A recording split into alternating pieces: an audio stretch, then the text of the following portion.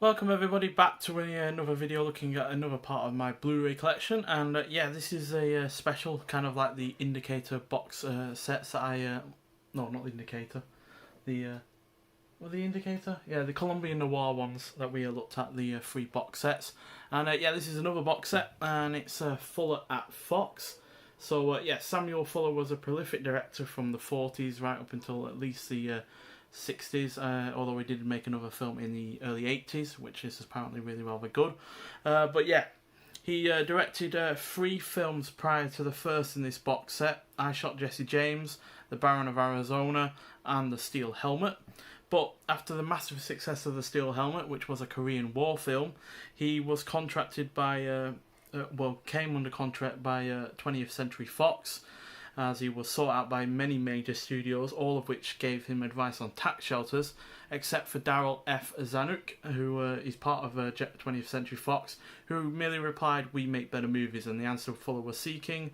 And so he basically signed on with 20th Century Fox for 7 films, 5 of which are part of this box set from between 1951 and 1957, all of which are directed by Fuller and at least in part screen wrote by him as well, though some of them are only screen wrote by him. And yeah, we've got a great mix of genres here as well. The first of which emulates his success with The Steel Helmet, as it's a Korean War film, and it is called Fixed Bayonets from 1951. Screenplay also only by Fuller, so directing and screenwriting it as well.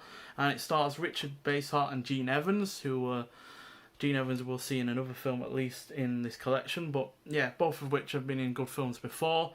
And yeah, the story is of a platoon during the Korean War. One by one, Corporal Deno's superiors are killed until it comes to the point where he must try to take command responsibility. So yeah, and he really doesn't. You hear monologues, internal monologues from him on the regular, where he's counting down how many people are left before he has to take command, and his fears and everything like that. And yeah, it's a really rather tightly focused war film, because it's not, you know, this massive battle or anything like that.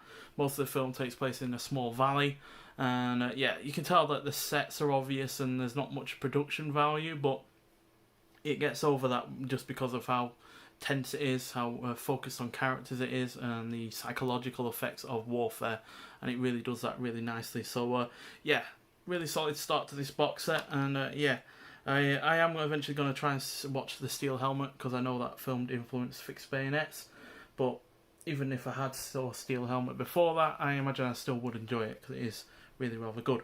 Secondly, we have Pick Up on South Street, which is from 1953. And again, the screenplay is only by Fuller. And yeah, it stars Richard Widmark, who we'll see in another film in this box set, Gene Peters and Thelma Ritter. Thelma Ritter probably most well known for her role in Rear Window as the, I think it was a maid. And yeah, she was really good in that, and she's really good in this as well. So yeah, it's a Cold War spy film, noir, which is set in New York City, where an insolent pickpocket, Skip McCoy, played by Richard Widmark, I think it is anyway, it's been a while since I've seen this actually, inadvertently sets off a chain of events when he targets ex-prostitute Candy and steals her wallet. Sounds innocent enough, but then he's unaware that she has been making deliveries of highly classified information to the communists, so you have to remember this is set during the Red Scare of the 1950s, and yeah, the start of the Cold War. And yeah, Candy has been trailed by FBI agents for months in hopes of nabbing the spy ring leader, and is sent by her ex-boyfriend Joey to find Skip and retrieve the valuable microfilm he now holds. So yeah, it's a really good intertwining like film noir with a lot of paranoia going on with it, and yeah, it's kind of like a chase movie in some regards, as well as they're trying to find one another and get the information before the FBI end up nabbing those involved. So yeah, it's a really good film. It's not my favourite of this collection, but it's by no means a bad one, and it's only 80 minutes long, and yeah, it's really solidly done. It's not my favourite film noir from Fuller. He has done better, including one in this collection, but yeah, definitely well worth watching. And yeah, even though it is a product of its time, it is nonetheless a solid film in its own right. And now, thirdly, we have Helen High Water, which again is a in part written by Fuller. This is one of the ones that's co-written by him, but it's no worse off for it. And yeah, it stars Richard Widmark again, after being in a thingy, a Pick-Up on South Street, and also Cameron Mitchell and Gene Evans. Gene Evans we also saw in Fixed Bayonets, and yeah, it's a Cold War drama, so another Cold War era film that concerns a privately financed scientist and his colleagues who hire an ex-Navy officer, played by Richard Widmark, to conduct an Alaskan submarine expedition in order to prevent a Red Chinese anti-American plot that may lead to World War III. And it mixes deviously plotted schoolboy fiction with submarine spectacle and Cold War heroics. And yeah, even though it's got some obvious sets and miniatures and back projection filming, it's no less worse off for it. I actually find those kind of filming techniques rather charming, and yeah, add to the film rather than take away from it. And yeah, this was filmed in CinemaScope as well, despite the fact it's mostly set on a submarine, which is obviously quite close quartered. But yeah, again, it's not particularly long, it's only 103 minutes, but unlike his Fixed Bayonets, this is actually in colour. I think Pick on South Street is also in black and white as well.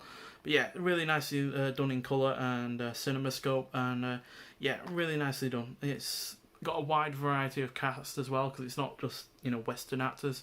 There's some also other characters from other countries as well, and it's a really nice culturally diverse kind of film as well, which is so typical of Fuller, as we saw in the Indicator box set. What we've got as well.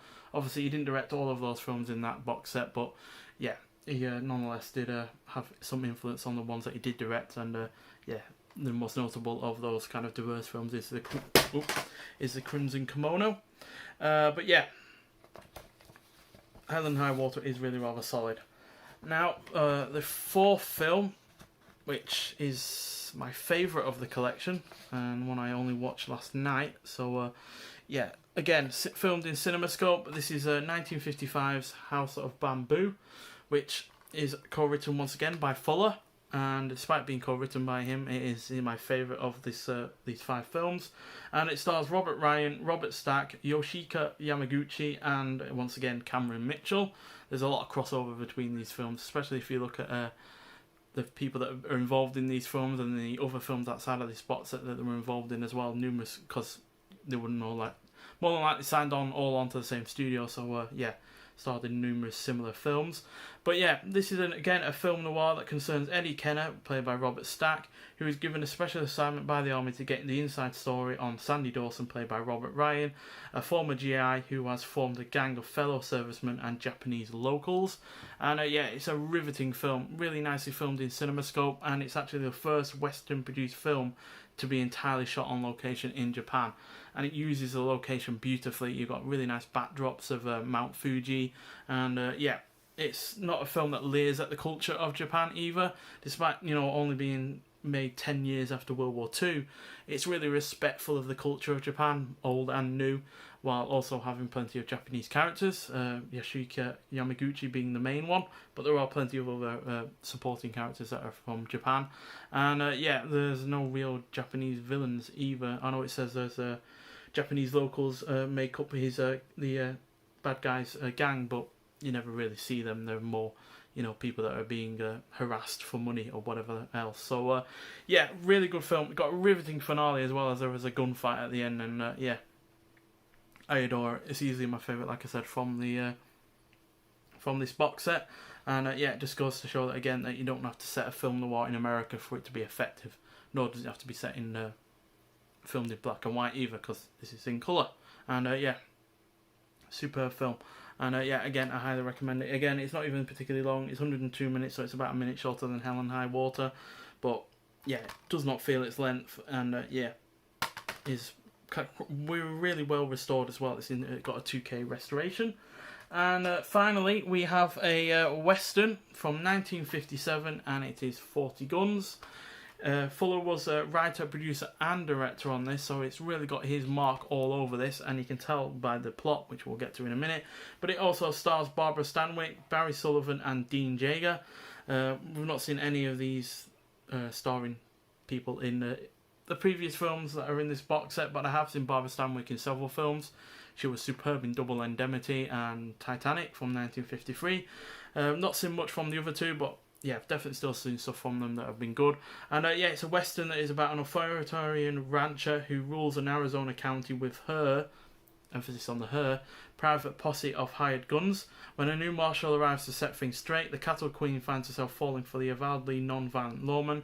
Both have itchy triggered brothers. A female gunsmith enters the picture and things go desperately wrong.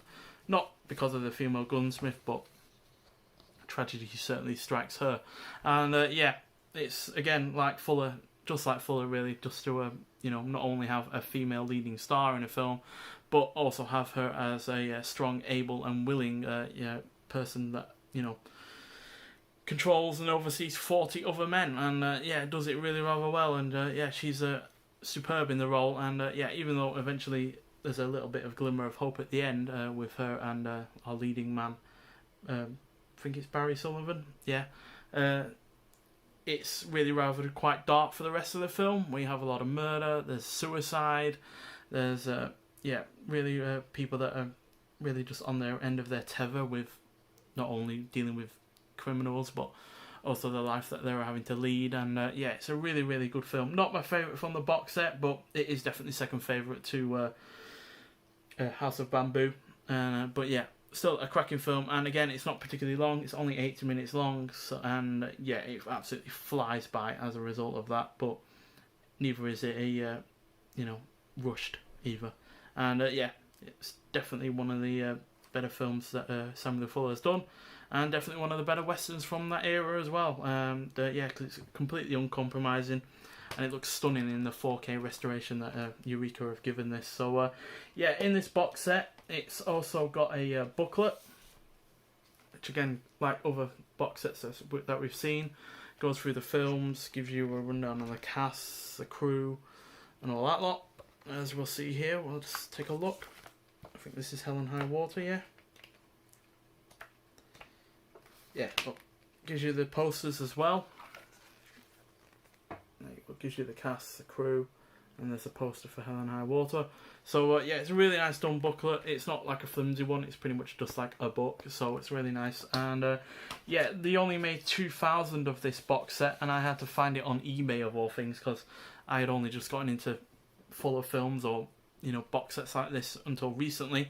So yeah, had to go onto eBay and pay a little bit more than I would usually. But yeah, like I said, they only made 2,000 of them, so you're never going to find them on a reputable store. You're only going to have to find them second hand. But yeah, this was 1,864 of those 2,000, and there's all the films, and there's Fuller himself on the back.